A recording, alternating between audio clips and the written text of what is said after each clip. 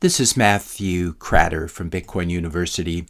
Today I want to talk about shutting the exits and boiling the frogs. This is something that's happening now. I made videos over the years about it, but I think we're actually at this point now. This situation is quite dire. We have almost 35 trillion in US public debt, and then we have 214 trillion in US unfunded liabilities. This is debt that will need to be issued. That debt will need to be serviced by an economy whose GDP is a mere 28 trillion today. So that's not going to happen. Meanwhile, US money supply, M2 money, is a mere 21 trillion. So the question is, how do you service 249 trillion in liabilities using only 21 trillion in money and an economy that has only 28 trillion in GDP? How do you service that debt? It's easy. You basically print the money to service the debt. Money printer go burr, inflation go burr, US dollar go way down, and Bitcoin go way up. If you're holding real estate, stocks, bonds, etc., trying to preserve your purchasing power in the face of the massive inflation that's coming, you're going to get poorer over time. Because if you make, let's say you make the average 8% per year in your stock portfolio, which is pretty good in a diversified portfolio, but then US dollar purchasing power in which your stock portfolio is denominated because you're holding US dollar stocks, US dollar purchasing power goes down by 8% a year and you're making 8% in your portfolio, you're basically not keeping up. You're just treading water. And to add to that, capital gains taxes, if you switch between assets, makes it even more difficult to keep up because you have to give over some of your profits to the government and then you have less to reinvest. And in many cases, these are not even profits. They're just the sign that the US dollar has devalued. US government wants everyone to hold its toxic debt, that hundreds of trillions which are coming. So one thing it does today and will continue to do is it stuffs that toxic debt into the balance sheets of insurance companies, banks, pensions, etc. through regulation. They say they're doing this for your safety, but they're actually doing it because they want holders of this toxic waste. The Fed then keeps interest rates on that debt well below the true rate of inflation. This is called financial repression, and what it means is that the rate of inflation is higher than the yield you're earning on these bonds. So you're basically leaking economic energy, and this is a way that governments transfer economic energy from savers to the government, and this is a hidden form of tax, not to mention the regular taxes that we have. Now, there's only one asset in the world that can credibly protect you from US dollar and other fiat monetary debasement. That's Bitcoin, of course, and there's the rub. The US government wants you to hold its toxic debt, but you want to hold Bitcoin. So what does the US government do? They decide to give you a vehicle to hold your Bitcoin. Hooray, we got some spot Bitcoin ETFs, number go up and everybody happy. The only problem here is when you own a Bitcoin ETF, as we've said many, many times on this channel, you own an IOU, you own paper Bitcoin essentially, and you have counterparty risk. The real Bitcoin is sitting over at Coinbase Custody or whoever the custodian is, and you're stuck with the Bitcoin IOUs in your brokerage account, which can and will be frozen in the future if you're not a good little citizen. We saw similar things happen with the Canadian truckers. Meanwhile, that Coinbase Custody real BTC honeypot will continue to grow over time until at some point it will be seized by the US government or by a foreign government, a la Executive Order 6102, when all of the gold was seized from the banks and from private individuals in the US in 1933. This is the same movie played again, and history unfortunately rhymes when you get a regime that is desperate. Bitcoin ETF collateral, that BTC, is a future piggy bank for the US government or for a foreign power to conquer and seize. So what about all the Bitcoin held in self-custody? This is a little bit more annoying to authoritarians everywhere, since a lot of this BTC is held by libertarian and anarcho-capitalist types who value their personal freedoms. People, in fact, very much like the American founding fathers. I love this tweet from Alex Gladstein. Quote, "We are America and should focus on privacy and free speech and private property and leave the surveillance and censorship shenanigans to tyrants and kings." Signed the founders a very long time ago, apparently. So what to do about that annoying Bitcoin that's being held in self-custody? Well, here's what governments have been doing so far. KYC, collect personal information on everyone who buys it on a KYC exchange, and then use their withdrawal Bitcoin addresses to follow their future transactions on chain. If people start doing coin joins with Samurai or Wasabi to try to get some forward privacy and hide from this chain surveillance, send them a couple warning shots over the bow. first put the people coordinating the coin joins in jail. We talked about this a couple days ago. The Samurai Wallet founders being arrested and charged with money laundering, in spite of the fact that 90%, 95% of the activity in their coin joins, according to the U.S. government itself, were legitimate, lawful purposes. And we've just had Wasabi pull out of the U.S. as well, at least Wasabi, ZK Snacks, the coordinator.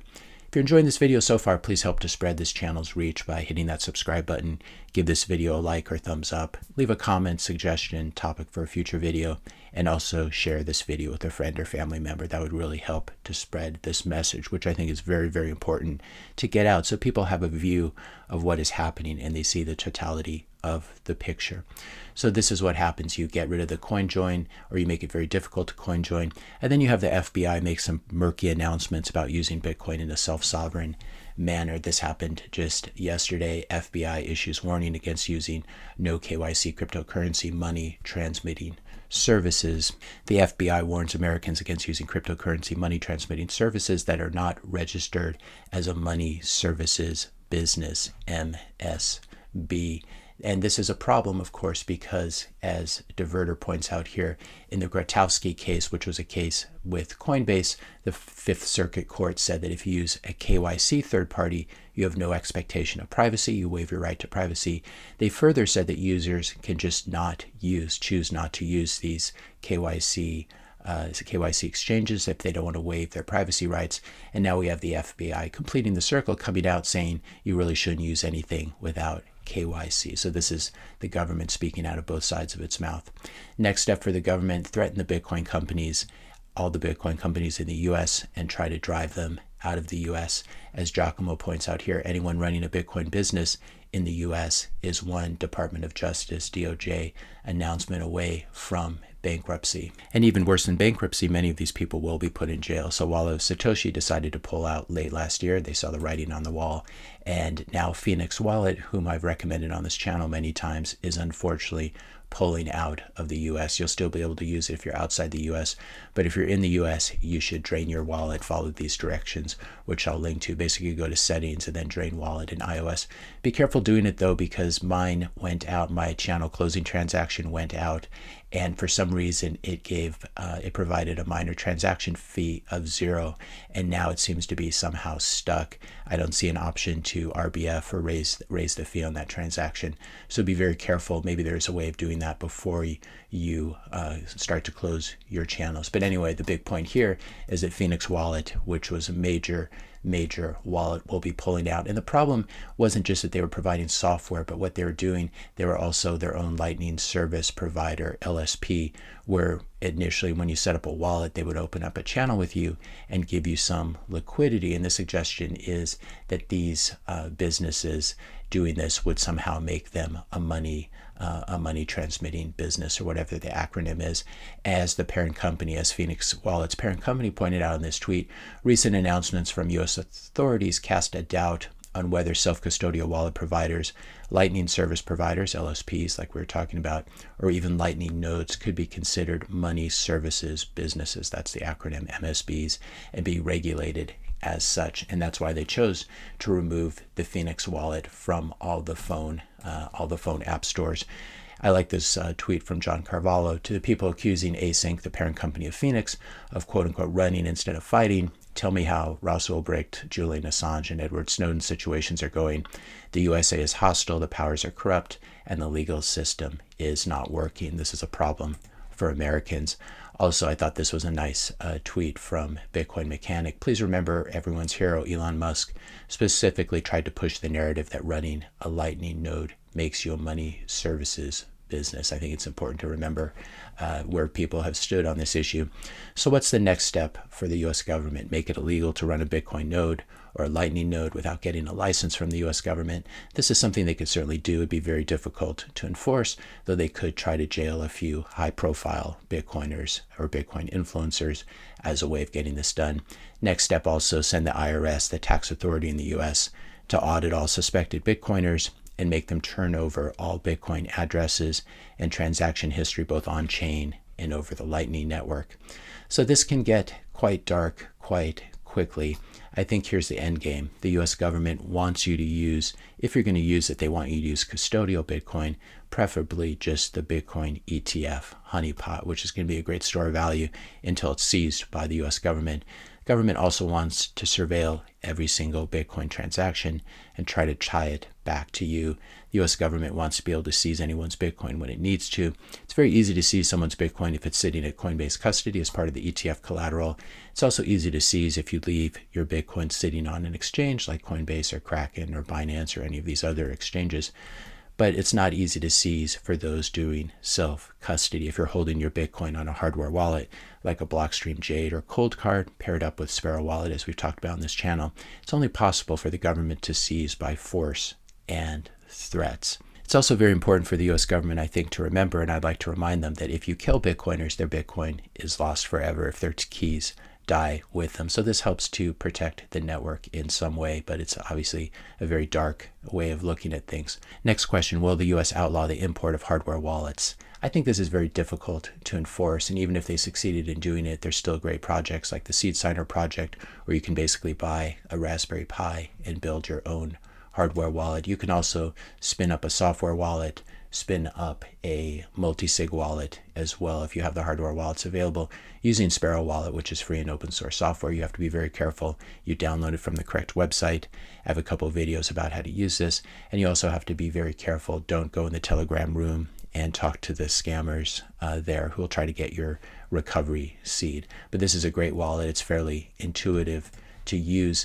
The problem with trying to ban Bitcoin and Bitcoin wallets, I discussed in this video, quote unquote, global ban on flipping coins.